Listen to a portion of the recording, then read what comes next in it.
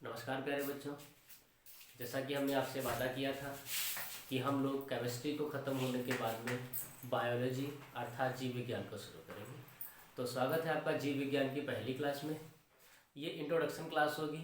इसमें हम जीव विज्ञान और उसकी कुछ जो वैज्ञानिक हैं, कुछ किताबें हैं, इनके बारे में जानेंगे।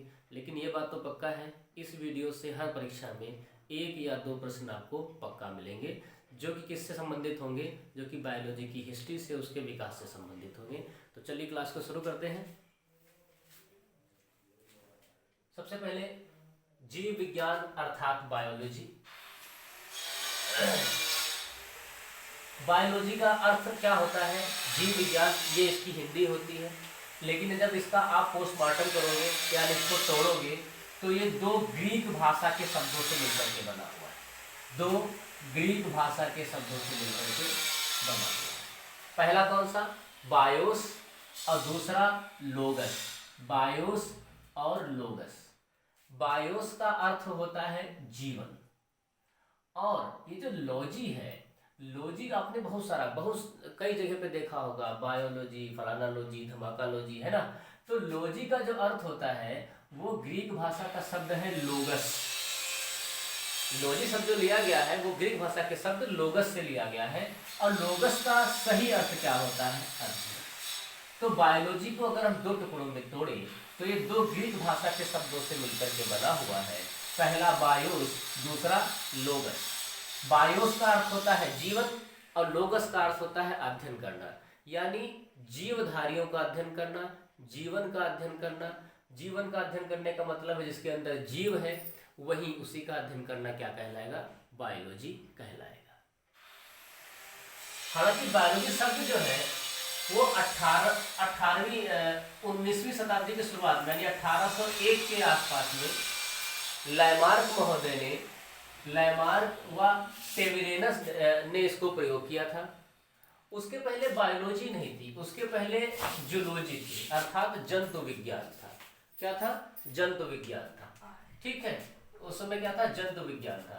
तो जंतु विज्ञान से पहले जो है वो नेचुरल साइंस थी, यानी प्राकृतिक विज्ञान। देखिए, अब प्राकृतिक विज्ञान से जंतु विज्ञान को अलग करने का श्रेय बहुत बड़े दार्शनिक अरस्तु को जाता है। बहुत बड़े दार्शनिक अरस्तु को जाता है। इन्होंने सर्वप्रथम बताया था कि ये जो आपकी फिजिक्स है, केमिस्ट्री है, इनसे सबसे जंतुओं का जो अध्ययन है वो एकदम अलग है, इसलिए भाई साहब आप इसको अलग कर दीजिए। लेकिन तब ये बायोलॉजी के रूप में फेमस नहीं थी, तब ये जंतु विज्ञान अर्थात जूलॉजी के रूप में फेमस थी।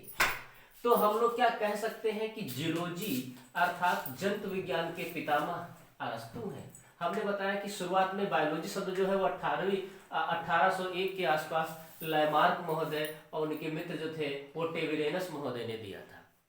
ठीक बात है। तो अभी क्या चल रहा था, ये अरस्तु का समय वही होगा लगभग 386-385 ईसा पूर्व, लगभग आज से लगभग 2800 साल 2500 साल पहले की घटना होगी।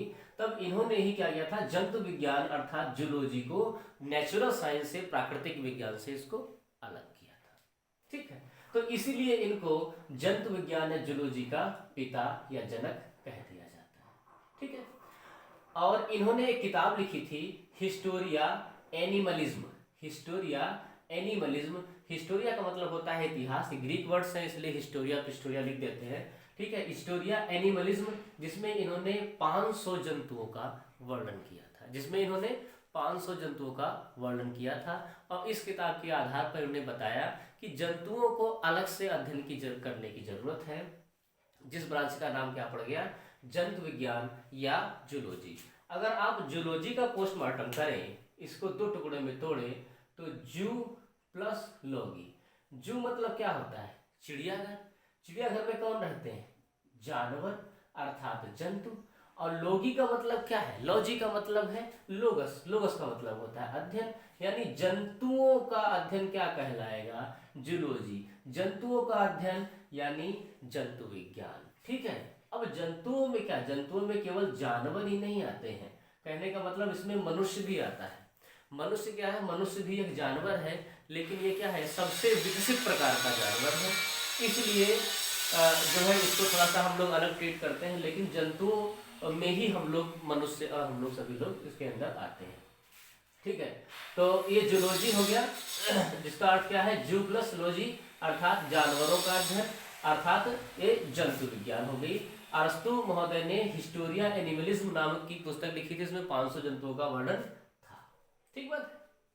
अब इसके बाद में थियोफ्रेस्टस महोदय, थोड़ा समय बीता, समय बीतने के बाद में ये जानकारी हासिल हुई कि वनस्पतियों में अर्थात पौधों में भी जीवन होता है, वो भी संवेदनशील होते हैं, वो भी महसूस करते हैं, वो भी वृद्धि करते हैं, उनका भी आकार बढ़ता है, अर्थात वो निर्जीव की श्रेणी से बाहर आकर के सजीव की श्रेणी में आ गए, और सजीव की श्रेणी में आ गए तो किसके अंडर में आ जाएंगे, बायोलॉजी, क्योंकि बायोलॉजी संयुक्त रूप से किसका अध्ययन है, जीवित व्यक्तियों का, जीवित वस्तुओं का अध्ययन है। अभी तक सिर्फ जंतु माने जाते थे, अब किसको भी माना जाने लगा है, वनस्पतियों को भी सजीव माना जाने लगा है।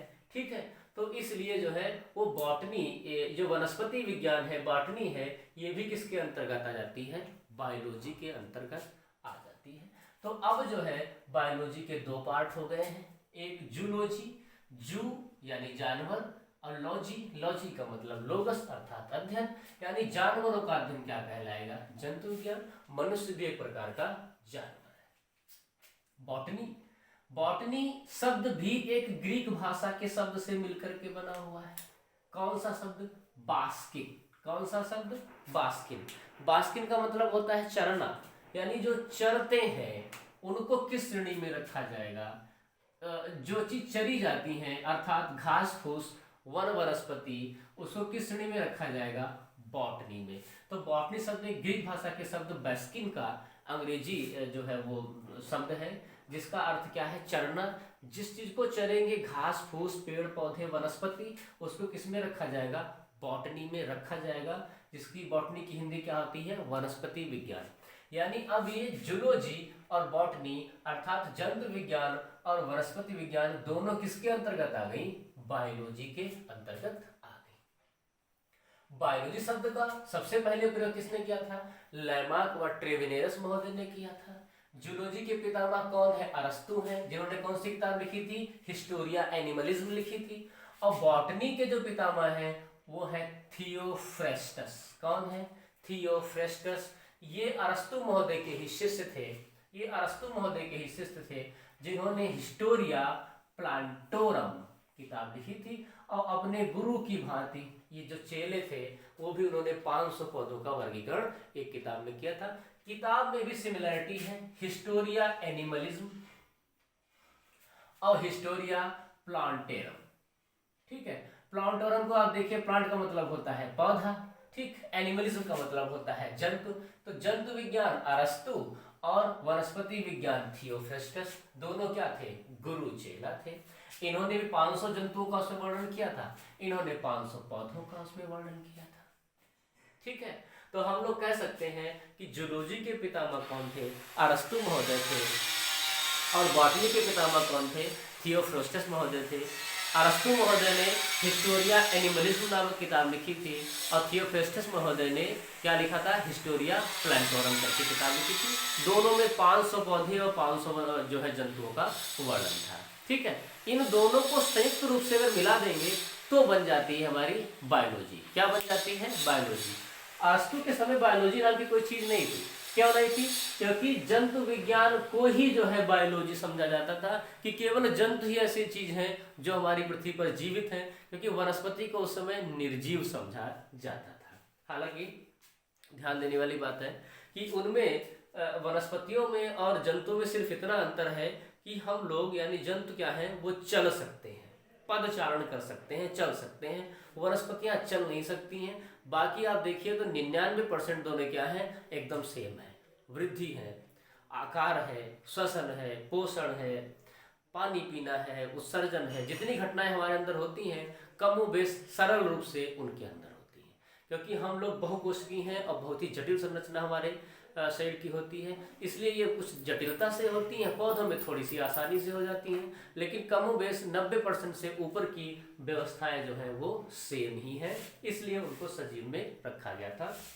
आप लोग के नाम भी ध्यान होगा, जगदीश चंद्र बोस, जगदीश चंद्र बोस, जेसी बोस, जगदीश चंद्र बसु कहिए चाहे बोस कहिए, दोनों एक ही बात है।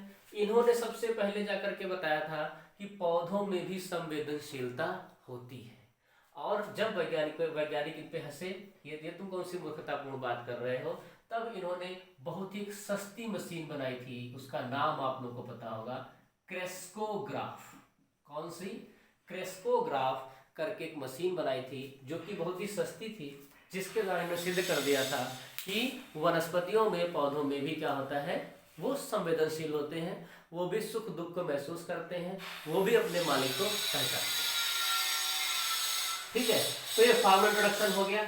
लैमार्क महोदय ने बायोलॉजी नाम दिया था, लैमार्क से आप लोग परिचित होंगे ही। लैमार्क महोदय ने ही जैव विकास का सिद्धांत दिया था, जैव विकास का सिद्धांत दिया था, एवोल्यूशन का। इन्होंने क्या बताया था, आपको याद होगा, जिराफ की गर्दन वाला इन्होंने बताया था उदाहरण। इन्हें बताया था कि जिराफ जो है पहले क्या होंगे, वो छोटे छोटे रहे होंगे, लेकिन किन्हीं कारणवश नीचे की वनस्पति खत्म हो गई, तो वो खाना खाने के प्रयास यानी पत्तियों को तोड़ने के लिए पौधों तक पहुंचने का प्रयास करने लगे, और धीरे धीरे 1000-2000 साल में बकरी से वो क्या बन गए, जिराफ बन गए। ठीक है, तो इन्होंने बताया था कि जिस अंग का हम लोग ज़्यादा प्रयोग करेंगे वो धीरे धीरे क्या होता जाएगा, बढ़ता जाएगा, और वो जो है उसका आकार भी बढ़ेगा, उसका डेवलपमेंट भी ज़्यादा होगा, साथ में पीढ़ी दर पीढ़ी वो आगे भी बढ़ता जाएगा। हालांकि बाद में इसकी बहुत ज़्यादा आलोचना भी हुई, और बहुत सारी सी चीज़ें हैं जो हम लोग लगातार कर रहे हैं कई पीढ़ियों से, लेकिन अगली पीढ़ी में वो स्थानांतरित नहीं हुई। जैसे अपने भारतीय महिलाओं में देखिए, वो बचपन से ही उनके नाक और कान दोनों छेद दिए जाते हैं, उसके बावजूद भी ये मतलब हजारों साल से चलता आ रहा है, बहुत पुरानी परंपरा है। उसके बावजूद भी देखिए कि किसी भी लड़की या लड़के के अंदर ये किसी के कान या नाक छिदे हुए नहीं आते हैं। इसका मतलब अगर कुछ भी हम ऐसा प्रयोग करते हैं जो लगातार पीढ़ी दर पीढ़ी करें, वो तब तक जो है उसके अंदर नहीं अगली पीढ़ी में स्थानांतरित होगा जब तक कि उसके डीएनए में कोई परिवर्तन ना हो जाए। डीएनए अलग टॉपिक है, अब बारिश शुरू हो चुकी है, सब कुछ पढ़ाएंगे डिटेल में आप लोगों को। ठीक है, तो ये लैमार्कवाद जो था बहुत फेमस था, जिन्होंने जैव विकास का सिद्धांत दिया था, जो जिराफ की लंबी गर्दन के लिए जो इन्होंने उदाहरण दिया था। ठीक है, तो ये तो हो गई बायोलॉजी, जूलॉजी, बॉटनी, तीनों का हम लोगों ने वर्गीकरण भी पढ़ लिया, तीनों के बारे में जानकारी हासिल कर ली, तीनों के हम लोगों ने पितामह के बारे में बात कर ली है। ठीक, अब जरा जीव उत्पत्ति की बात करते हैं बहुत शॉर्ट में। जो सबसे पहले जो जीव पैदा हुआ था वो एक समुद्री जीव था, बहुत ही मतलब एक कोशिकी कह सकते हैं उसको। और वो कैसा था, वो अवायवी था, यानी इसको हवा की जरूरत नहीं थी, अनएरोबिक था, अनएरोबिक यानी इसको हवा की जरूरत नहीं थी, बहुत ही साधारण जीव था ये। और ये कब हुआ था, लगभग 3.5 करोड़ वर्ष पहले। 3.5 करोड़ वर्ष पहले समुद्र में वनस्पति कह सकते हैं, जीव कह सकते हैं, सबसे पहले उसकी उत्पत्ति हुई थी, जो कि अवायवी था। इसके बाद में अब देखिए तो कि वर्तमान में 17.5 लाख के आसपास कुल जीव हैं, कुल जीवित चीजें हैं। और जब जीव या जीवित चीजें की हम लोग बात करते हैं, इसका मतलब हम लोग दोनों की बात करते हैं, हम लोग जंतु की भी बात करते हैं और हम लोग वस्तुओं की भी बात करते हैं। यानी 17.5 लाख इस समय जीवित वस्तुएं लगभग हैं। उनमें से 12 लाख जंतु हैं और 5.5 लाख वनस्पति हैं। 12 लाख जो है जंतु हैं, आप जोड़िए 17.5 लाख ही होगा, 12 लाख जंतु हैं और 5.5 लाख क्या है, वनस्पति।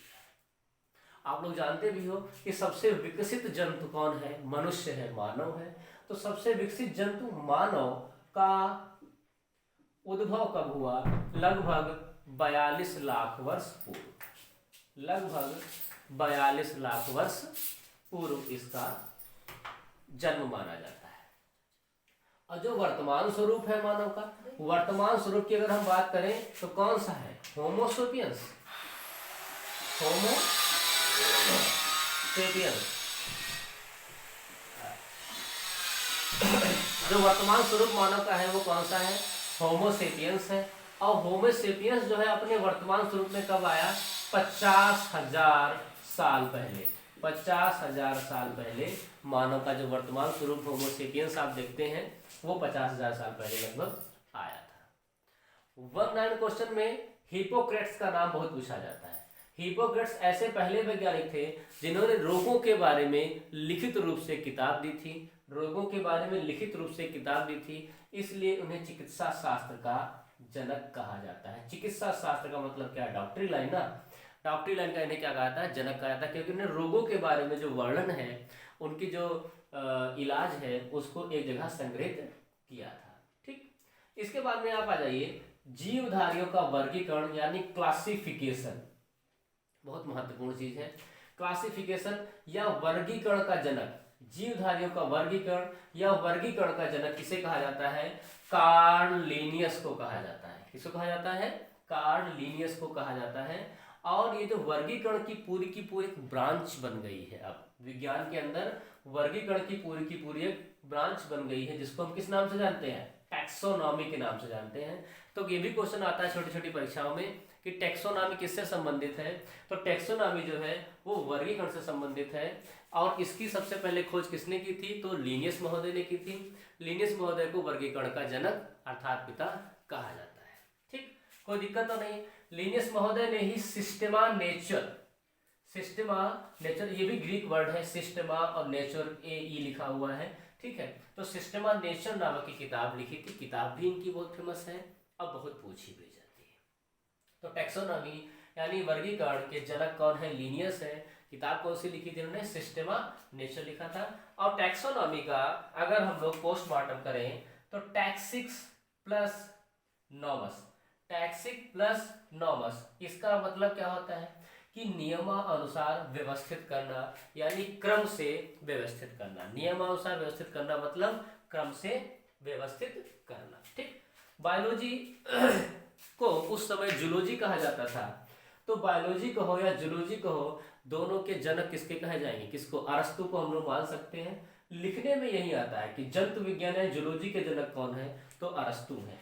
लेकिन माइक्रोबायोलॉजी की अगर बात आती है तो माइक्रोबायोलॉजी जो है वो उसके जनक लुई पास्चर माने जाते हैं। कौन? Louis Pasteur. माइक्रो का मतलब होता है सूक्ष्म, यानी सूक्ष्म जीवों का अध्ययन इसके अंदर किया जाता है। सूक्ष्म जीवों का अध्ययन इसके अंदर किया जाता है, उसको क्या बोलेंगे हम लोग? माइक्रोबायोलॉजी बोलेंगे, जिसकी खोज किसने की थी? Louis Pasteur. लुई पास्चर बहुत फेमस नाम है, आप लोग इनसे पहले से परिचित होंगे। इन्होंने ही पाश्चुरीकरण की खोज की थी।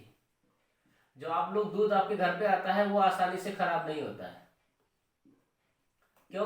क्योंकि वो पाश्चुरीकृत किया जा चुका है। इसके अंदर क्या होता है? इसके अंदर हम लोग क्या करते हैं कि निश्चित तापमान तक दूध को गर्म करते हैं, फिर अचानक से ठंडा कर देते हैं, जिसलिए जिसके उसके जो अंदर के सूक्ष्म जीव हैं, जो माइक्रो ऑर्गेनिज्म हैं, वो सब क्या हो जाते हैं? खत्म हो जाते हैं, और हमारा जो दूध है वो लंबे समय तक टिका रहता है, खराब नहीं होता है। लुई पास्चर महोदय ने भी रेबीज की टीके की खोज की थी, आप लोगों को पता होगा।